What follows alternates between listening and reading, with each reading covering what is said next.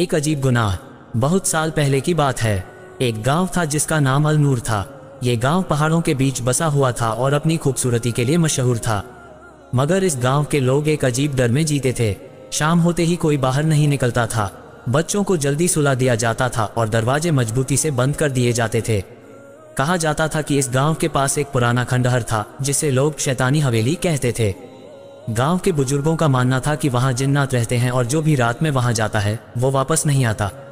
गांव में फैसल नाम का एक नौजवान रहता था। वह बहुत हिम्मती था और अल्लाह पर पूरा यकीन रखता था, मगर उसे इस हवेली की सच्चाई पर यकीन नहीं था। एक दिन गांव के कुछ लड़कों ने फैसल को चैलेंज दिया कि अगर वह सच में बहादुर है तो रात के समय शैतानी हवेली में जाकर दिखाए।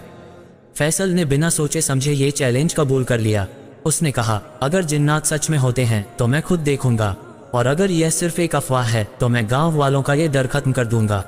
रात के अंधेरे में फैसल अकेला हवेली की तरफ चल पड़ा। हवेली बहुत पुरानी और टूटी फूटी थी। चारों तरफ अजीब सी खामोशी थी, बस झींगुरों की आवाज आ रही थी। जैसे ही उसने हवेली का दरवाजा खोला, एक ठंडी हवा का झोंका उसके चेहरे से टकराया। अंदर घना अंधेरा था।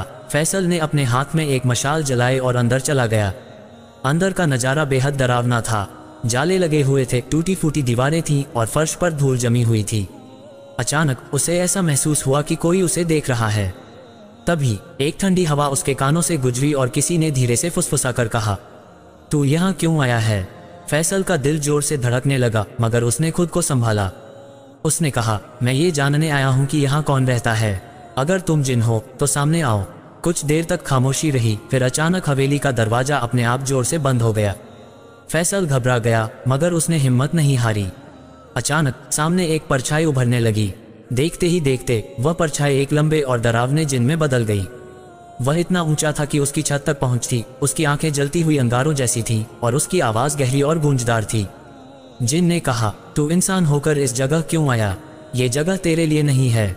फैसल ने हिम्मत के साथ कहा, अगर यह जगह मेरी नहीं है तो ये तुम्हारी भी नहीं है। यह अल्लाह की बनाई हुई दुनिया है। ये सुनकर जिन जोर से हंसा, बहुत हिम्मत है तुझमें इंसान, मगर तू नहीं जानता कि यह हवेली क्यों बर्बाद हुई थी। फैसल ने पूछा, क्यों? जिन ने कहा, सैकड़ों साल पहले ये हवेली एक आलिम विद्वान की थी। वह बहुत नेक और परहेजगार इंसान था, मगर उसने एक बहुत बड़ी गलती कर दी। उसने एक जिन को कैद करने के लिए एक तावीज़ बनाया, जिससे जिन बहुत गुस्से में आ गया।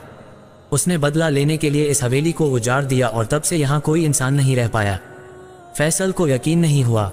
उसने पूछा, अगर तुम इतने ताकतवर हो तो मुझे नुकसान क्यों नहीं पहुंचा रहे?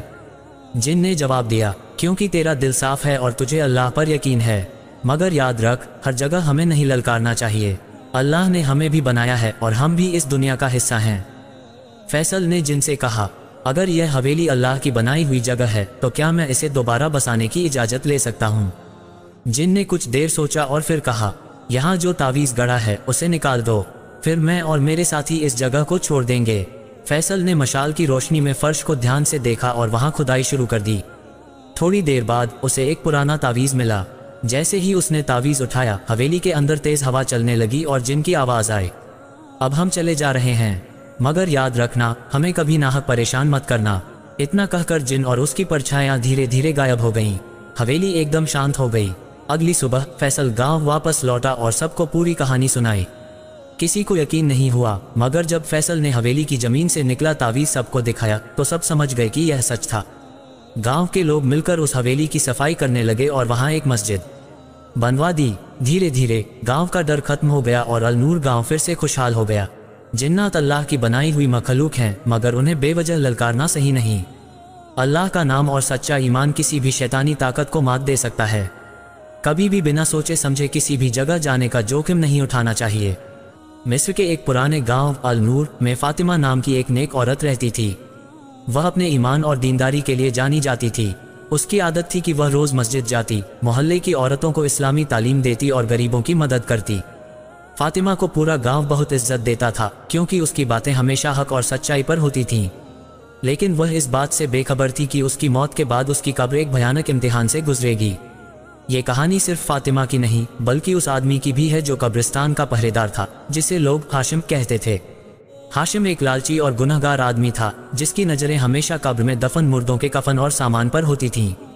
वह सोचता था कि मरे हुए इंसान को इन चीज़ों की क्या ज़रूरत। लेकिन उसे यह मालूम नहीं था कि इस दुनिया का हिसाब किताब सिर्फ जिंदा इंसानों तक सीमित नहीं बल्कि मरने के बाद भी जारी रहता है। हाशिम पिछले 10 सालों से गांव के कब्रिस्तान का निगरान था।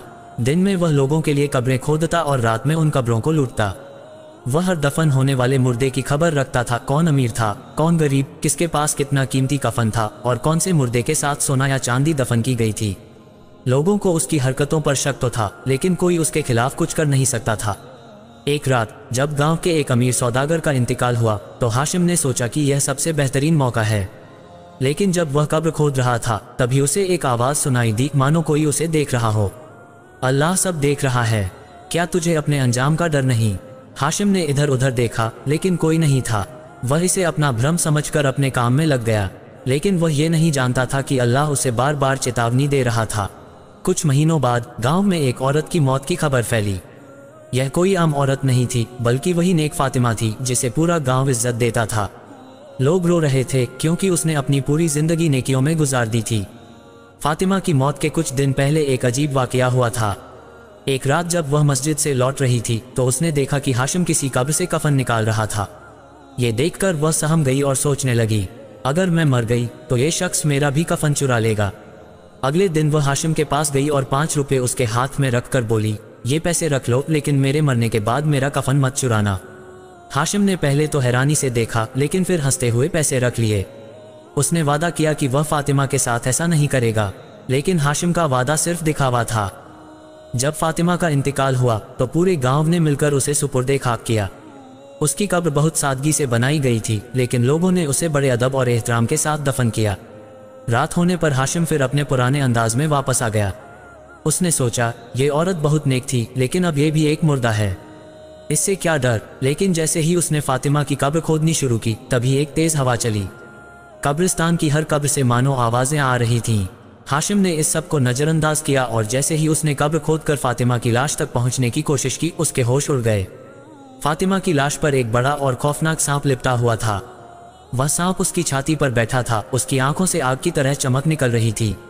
हाशिम डर के मारे कांपने लगा, लेकिन तभी कब्र से एक आवाज़ आई, ए हाशिम, तूने सोचा था कि मैं मरी हूँ इसलिए तेरा कुछ नहीं बिगड़ेगा।